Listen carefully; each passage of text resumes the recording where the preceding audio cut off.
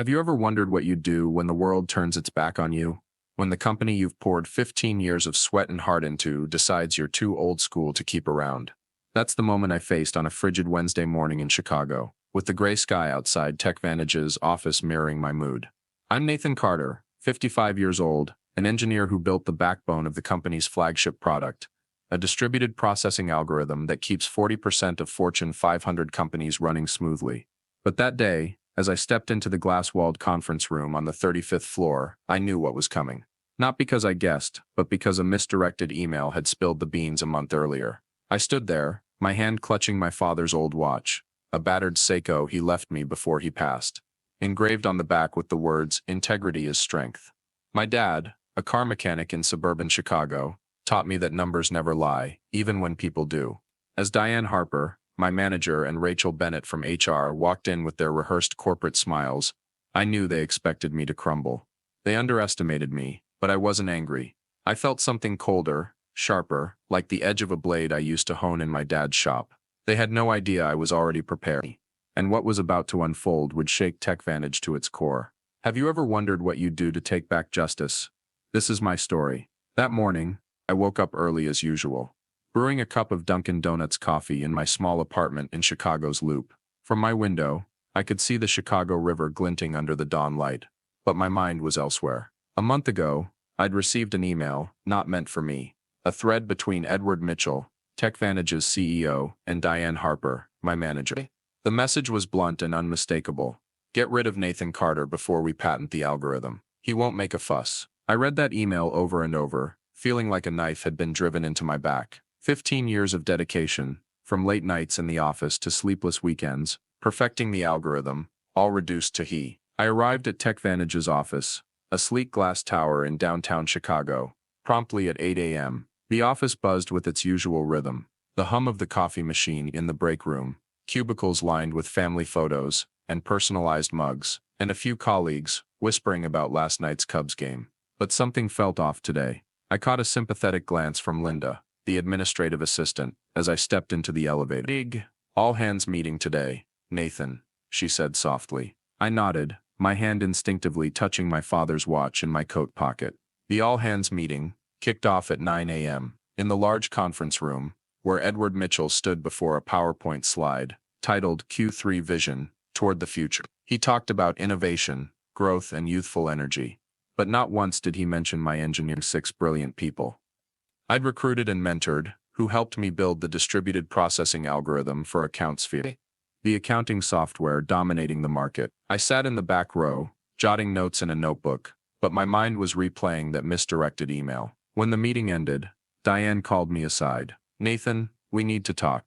Conference room 3, now. Conference room 3 was smaller, with a long wooden table and windows overlooking the busy Chicago streets. Diane Harper sat across from me, flanked by Rachel Bennett from HR. Both wore the practiced look of corporate regret. Diane started, her voice slightly sharp. Nathan, after 15 years with TechVantage, we're restructuring your position. Rachel slid a manila envelope across the table, her tone flat. The company is moving in a new direction. Your contributions have been valuable, but we're consolidating the research division under the product development team. I nodded, taking the envelope without opening it.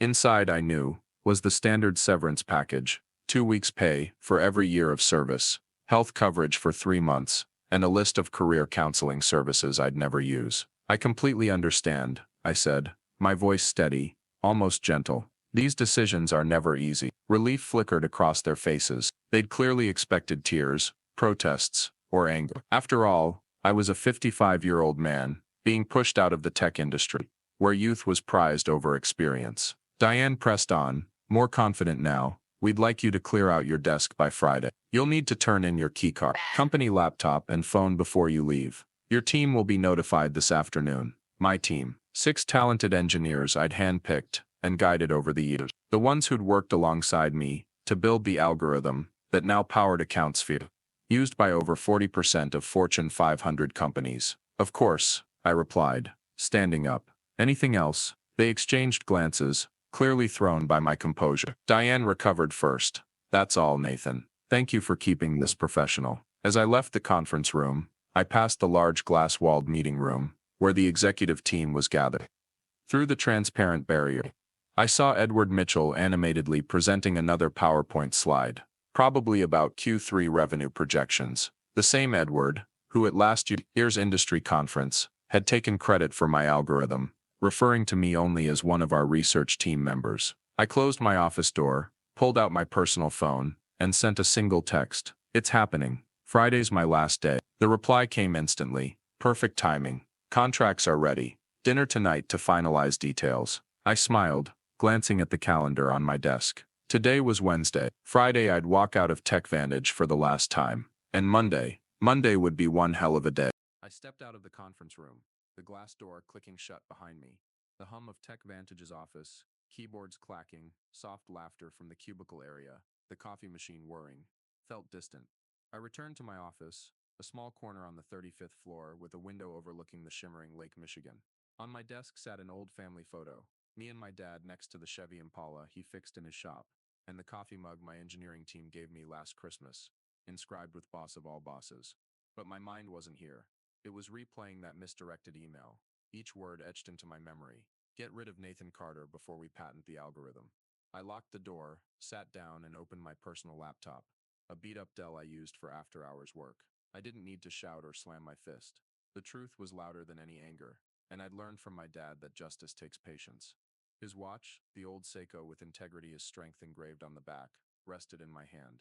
I turned it over, feeling the steady tick of the second hand, like a reminder that time always sides with those who prepare. First, I needed evidence. A month ago, after reading that misdirected email, I'd started digging into TechVantage's internal systems. Not out of impulse, but from a habit born in my dad's shop. Check every bolt, every number. I logged into the document archive, using my admin account, a privilege I'd earned from setting up the company's data systems years ago. Late that night, in my Loop apartment, I'd found a strategy memo from Edward Mitchell. It outlined a plan to claim the distributed processing algorithm as company-developed technology, with no mention of me as the inventor. They intended to push me out before filing the patent, knowing employee-created intellectual property typically belongs to the company. But they'd miscalculated.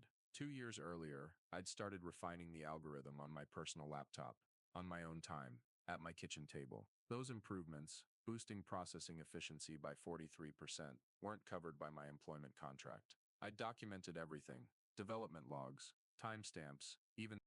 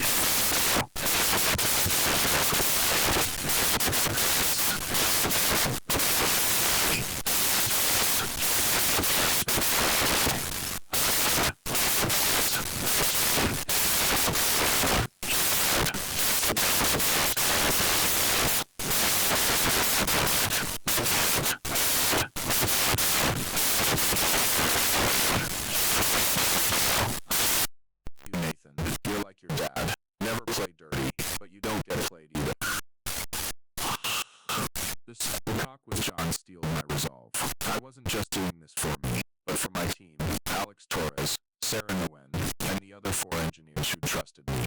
They didn't deserve to be caught in Edward and Diane's mess. That afternoon, I contacted an intellectual property lawyer, Michael Stein, recommended by an old colleague. We met at a small coffee shop in Wicker Park, a few miles from the office. office. Michael, a 50-ish man with salt and pepper hair, reviewed my development logs. Nathan, you've got gold here, he said, pushing up his glasses. Timestamps, personal equipment, it's all airtight. If TechVantage tries to fight this, they'll lose. What's the next step? I asked, sipping black coffee. File the patent immediately, Michael replied.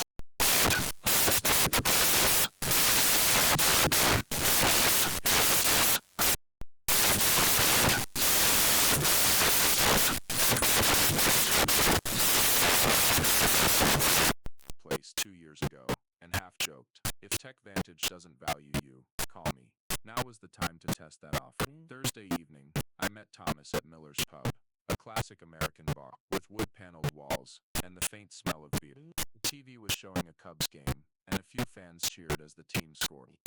Thomas sat in a corner, wearing a shirt untucked, looking less like a typical CEO. Nathan, I heard, he said, sliding a Budweiser across the table. Edward really did that, pushed you out after everything you've done. They think I'll go quietly, I replied, taking a sip. They're wrong. Thomas laughed. I always knew you weren't the type to roll over. So what do you have? I told him about the improved algorithm, the pending patent, and TechVantage's plan to steal it. Thomas listened, nodding slowly. If you license this exclusively to Precision Systems, we'll pay what it's worth. And Nathan, I want you as Chief Innovation Officer. 7-figure signing bonus, equity, and royalties. What about my team? I asked. 6 engineers. They don't deserve to be left behind. Taken care of, Thomas said. Senior roles for all 6, with significant raises. You tell me, will they come? I thought of Alex, who'd shared stories of growing up in a tough Southside neighborhood, and Sarah, worried about her student loans. They'll come, I said. We shook hands, and Thomas slid an envelope across the table. Preliminary. Signed by Friday, and we're in motion. Back home that night, I opened my laptop and checked an email from Michael. The patent application was filed, with clear timestamps. A surge of adrenaline hit me, but it wasn't about winning. It was the feeling of pieces clicking into place, like when my dad assembled and opened an engine in his shop. Friday, my last day at TechVantage, I showed up looking normal. Button-up shirt, jeans, standard casual Friday. But inside, I was counting down. I met Alex and Sarah in the break room, pretending to discuss a project. Stay calm, I said quietly. Check your personal emails tonight. Something good's waiting. Alex raised an eyebrow. Boss, what's going on? Trust me, I replied, smiling. It's gonna be fine. At the end of the day, I signed the exit paperwork with Rachel Bennett. She repeated the standard line. Any intellectual property developed during your employment belongs to TechVantage. Of course, I said, my voice soft. Only what I worked on during company hours. On company equipment. Rachel nodded, missing the emphasis I placed on those qualified. As I left the office, carrying the family photo and coffee mug, Diane stopped by my door. Nathan, just making sure everything's clear, she said, her tone artificial. Crystal clear, I replied, meeting her eyes. Something in my voice made her pause, but she quickly brushed it off. As I walked out of TechVantage's glass tower, I looked back one last time. On the top floor, the executive conference room glowed with light, probably discussing how to reassign my duties. Monday morning dawned bright and clear over Chicago, the sunlight glinting off the glass skyscrapers. I stood in my Loop apartment, dressed in a new charcoal suit, adjusting my tie. My father's watch, the old Seiko with integrity is strength, engraved on the back, sat on my wrist, its second hand ticking steadily. Today wasn't about victory, it was about letting the truth speak. I took a sip of Starbucks coffee, checked my phone, and saw a text from Thomas Reed.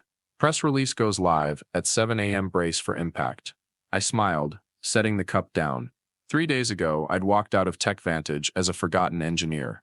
Now, at 55, I was about to step into Precision Systems' office on Michigan Avenue, not as a discarded employee, but as Chief Innovation Officer.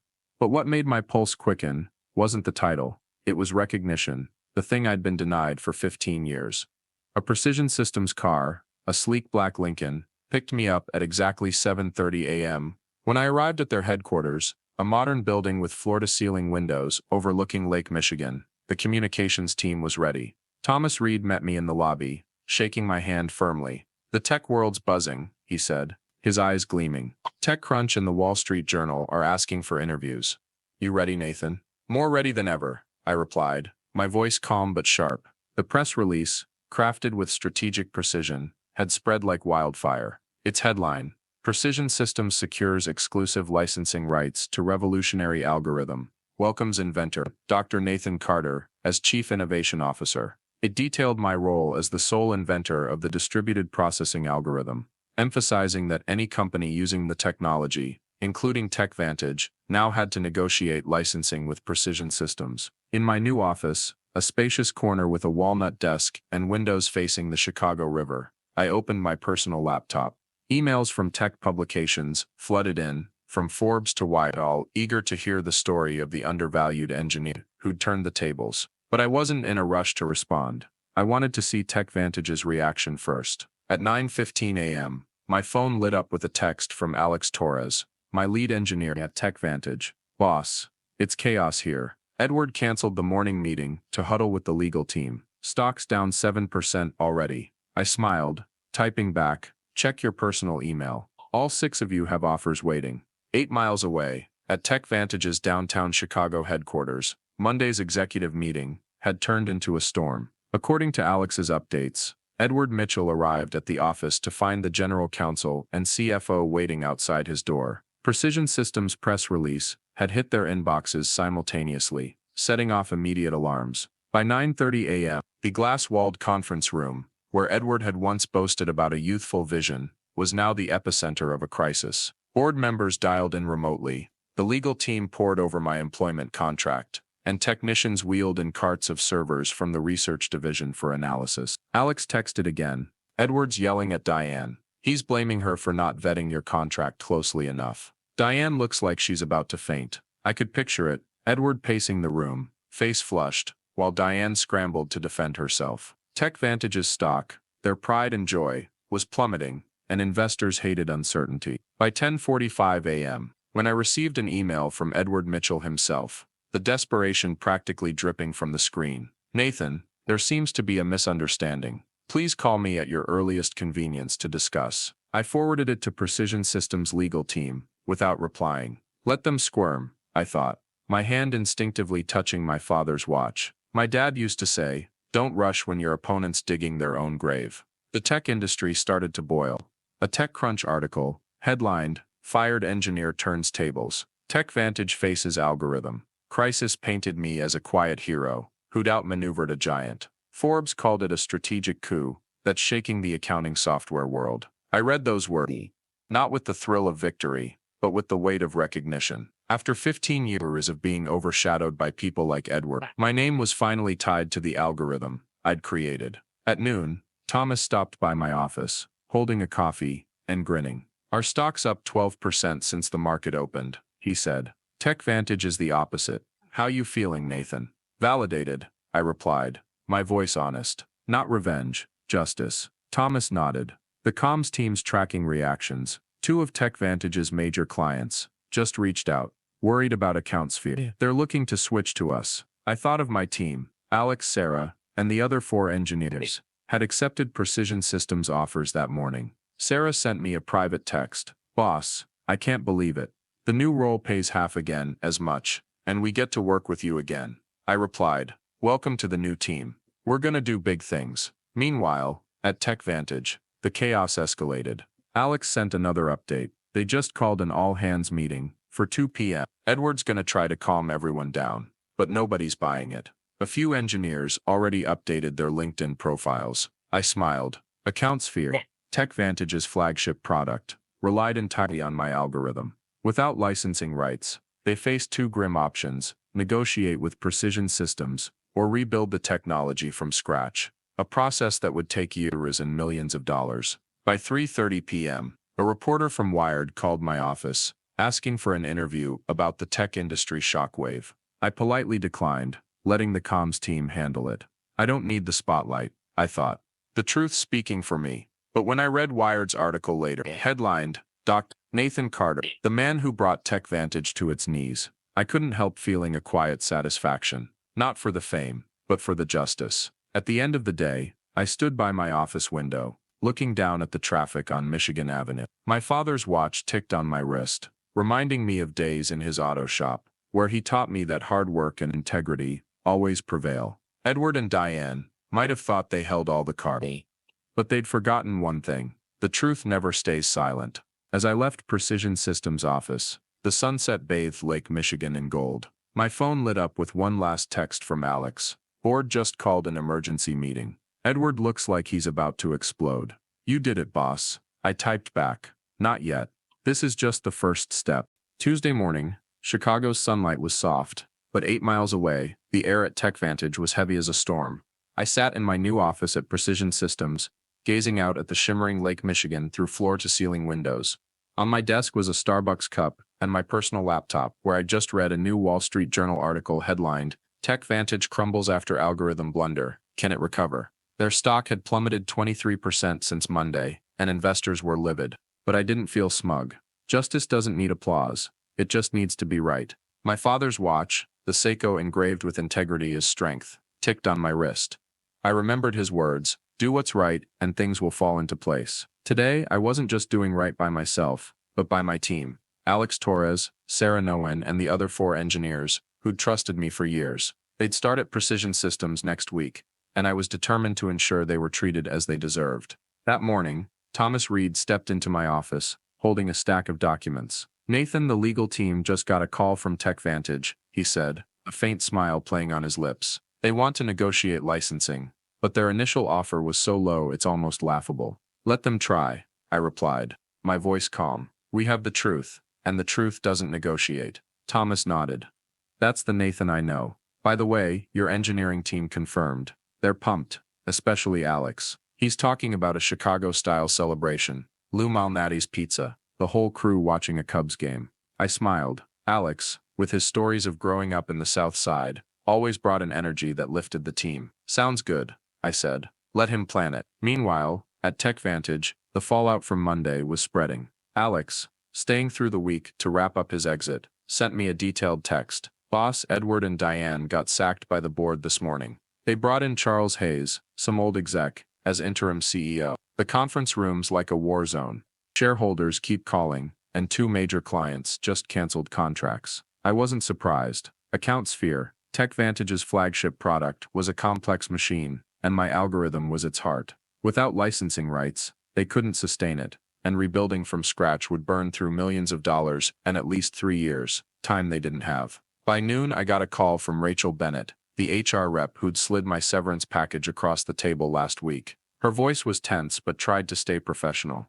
Nathan, I'm calling to discuss the patent situation. We think there might be a misunderstanding about ownership rights. There's no misunderstanding, I replied, my tone even. My employment contract is clear. Intellectual property developed on my own time, with my own equipment, belongs to me. The patent documents confirm that. Rachel paused, clearly not expecting my firmness. Edward, I mean Charles Hayes would like to meet to find a solution. Any meeting will need to go through Precision Systems' legal team, I said. I'm sure they'd be happy to set one up to discuss licensing terms. A long silence hung on the line, then Rachel sighed. I'll pass that along. I hung up, gazing out at Lake Michigan. My dad used to say, don't let your enemy drag you down to their level. I didn't need to confront TechVantage head-on. The truth, and Precision Systems' legal team, would handle that for me. That afternoon, I led my first meeting with Precision Systems' development team. The atmosphere was a stark contrast to TechVantage. People listened when I spoke. No one interrupted or stole credit. I outlined plans to integrate the improved algorithm into a new product line, and the team, a talented but humble group, nodded eagerly. We're 2 years ahead of the industry, I said, and they clapped. After the meeting, Thomas stopped by with an update on TechVantage. They just announced Charles Hayes as interim CEO, he said. Shareholders are pushing for quick action. And Nathan, another major client, reached out to us. They're looking to switch from AccountSphere to our products. The market knows a winner, I replied, giving a small smile. Tuesday evening, I had dinner with Alex and Sarah at a Lou Malnati's pizza joint in River North. The vibe was cozy, with the smell of baking pizza and a TV playing a Cubs game. Alex raised a glass of Goose Island beer, grinning wide. Boss, I can't believe we're gonna work together at Precision Systems. And Edward getting canned, that's justice. Sarah, usually quieter, nodded. I thought I'd be stuck at TechVantage, but you saved the whole team. Thanks, Nathan. You guys earned it, I said, clinking my glass. We're a team, and teams don't leave each other behind. When I got home, An email from Charles Hayes was waiting in my inbox. Unlike Edward's desperate tone, this was direct and respectful. Dr. Carter, congratulations on your new role. I've been brought in to navigate TechVantage's current situation. We'd like to discuss a fair licensing agreement for your patented technology, with full acknowledgement of your contributions. Would you be available to meet next week? I forwarded it to Thomas with a note. They're learning their lesson. Thomas replied instantly. Nicely done, Nathan. Our board's celebrating your first big win. By the end of the week, I attended a small tech conference at McCormick Place in Chicago. I wasn't the keynote speaker, but I'd been invited to share insights on innovation and intellectual property. Standing before a crowd of young engineers, executives, and reporters, I talked about the importance of protecting your work, without directly naming TechVantage. But everyone knew the story. A young engineer, about 30, approached me afterward. Dr. Carter, your story made me start keeping personal development logs, he said. Thanks for the inspiration. I nodded, feeling a quiet satisfaction. This wasn't about revenge. It was about changing how the tech industry values people like me. By Friday, TechVantage formally submitted a licensing proposal. Our legal team responded with tough terms, triple the standard licensing rate, plus public acknowledgement of me as the inventor. Charles Hayes, unlike Edward, accepted quickly. A public statement from TechVantage appeared in Business Insider, naming me as the inventor of the revolutionary algorithm. As I read the statement in my Precision Systems office, I touched my father's watch. Justice had been served, not with shouts, but with truth. TechVantage would survive, but at a steep cost, and with a lesson they'd never forget. As for me, I'd found where I belonged, a company that valued my work, a team that trusted me, and a legacy with my name on it. 1 year after the day I was fired, I stood on the Chicago Riverwalk, the sunset casting a golden glow over the shimmering river. A cool breeze carried the scent of coffee from a nearby cafe, and the laughter of a crowd watching a Cubs game on an outdoor screen. In my hand was my father's watch, the old Seiko with integrity as strength engraved on the back. I turned it over, feeling the steady tick of the second hand, like a reminder of the journey I'd traveled. A year ago, I walked out of TechVantage with a cardboard box holding a family photo and a coffee mug, dismissed as too old school. Now, at 56, I was Chief Innovation Officer at Precision Systems, my name forever tied to the algorithm that transformed the tech industry. But this wasn't a story about winning. It was a story about justice, about standing up when you're underestimated, about protecting what's yours. My dad, a car mechanic in suburban Chicago, used to say, "Justice doesn't need to be loud, it just needs to be right." He taught me that numbers never lie, and truth, however slow, always finds its way. His watch was proof of that, and now it reminded me I'd made him proud. This journey wasn't just for me, it was for my team. Alex Torres, Sarah Nguyen, and the other 4 engineers, who'd trusted me through the years. Just last week, we celebrated together at Miller's Pub, where Alex raised a glass of Goose Island beer and shouted, "Boss, we did it." Precision Systems just passed TechVantage in market valuation. Sarah, beaming, added, "And we get to work with you in a place that actually respects us." I clinked my glass, feeling a warmth not just from the beer, but from the camaraderie. We watched the rest of the Cubs game, laughing and planning our next project, a new product line that would push Precision Systems to new heights. A month ago, I stood on a stage at the National Technology Conference at McCormick Place in Chicago, facing hundreds of engineers, executives, and reporters. The host introduced me, Dr. Nathan Carter, Chief Innovation Officer at Precision Systems, inventor of the distributed processing algorithm that revolutionized the data industry. The applause was loud, and I thought back to last year's conference, when I sat in the back row, watching Edward Mitchell take credit for my work. This time, I stood center stage, not to boast, but to share. My speech was about innovation, but also about intellectual property and the value of recognition. Every idea has a person behind it, I said. Protect your work, because no one else will do it for you. I didn't mention TechVantage, but my story had already spread across the industry. After the talk, a young engineer, about 25, approached me. "Dr. Carter, your story made me change how I log my work," he said. "Thanks for showing me integrity still has a place." I nodded, feeling a quiet satisfaction. This was the legacy I wanted, not just an algorithm, but a lesson for the next generation. TechVantage, now led by Charles Hayes, has changed. They've rolled out new policies on intellectual property, inspired by the program I established at Precision Systems. My story, dubbed a cautionary tale for boardrooms by the press, has forced companies to rethink how they treat innovators. But for me, it was never about revenge. It was about recognition, about tying my name to the work I'd poured my heart into, about proving that integrity, as my dad said, is the greatest strength. I looked out at the Chicago River, the city lights starting to twinkle. My father's watch ticked on, and I thought of him, of the days in his auto shop when he taught me that hard work and truth always prevail. I'd found what I'd been searching for my entire career. Not just success, but meaning. Thank you all for watching my story. If it inspired you, please hit that like button, subscribe to the channel, and ring the bell so you don't miss our next story. Justice may be slow, but it always arrives, and I hope this story reminds you that you too can stand up for the truth.